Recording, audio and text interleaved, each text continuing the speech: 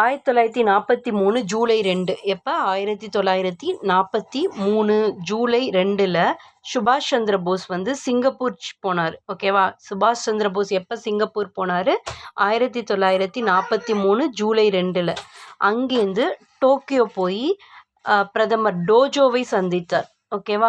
சிங்கப்பூர்லேருந்து Tokyo போயிட்டு பிரதமர் டோஜோவை சந்தித்தார். ஆனால் வந்து இந்தியாவை ஆக்கிரமிக்கும் எண்ணம் வந்து ஜப்பானுக்கு இல்லை அப்படின்னு சொல்லி ஜப்பானோட அரசர் வந்து சொல்லிட்டாரு. அதனால் திரும்ப சிங்கப்பூருக்கு போன போஸ் வந்து 1943 அக்டோபர் 21 சுதந்திர இந்தியாவோட தற்காலிக அரசை சிங்கப்பூரில் ஏற்படுத்தியிருக்கார். ஓகேவா? சுதந்திர இந்தியாவோட தற்காலிக அரசை போஸ் எப்போ ஏற்படுத்தினார் அப்படின்னா 1943 அக்டோபர் 21 சிங்கப்பூரில்.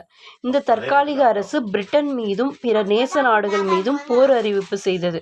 இந்த தற்காலிக அரசு என்ன பண்ணுச்சு அப்படின்னா பிரிட்டன் மேலேயும் மற்ற நேச நாடுகள் மேலேயும் போர் அறிவிப்பு செஞ்சுச்சு.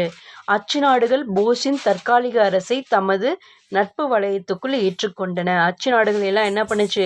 போஸை வந்துட்டு தன்னோட தற்காலிக அரசை வந்து தன்னோட நட்பு வளையத்துக்குள்ளே சேர்த்துக்கிட்டாங்க. ஓகேவா? போஸ் எப்போ வந்து ஜப்பான் போனார் சிங்கப்பூர்லேருந்துனா 1943 ஜூலை 2ல். போஸ் எப்போ வந்து அந்த தற்காலிக அரசை ஏற்படுத்தினார் அப்படின்னா 1943 அக்டோபர் 21 சுதந்திர இந்தியாவின் தற்காலிக அரசை ஏற்படுத்தினார். ஓகேவா?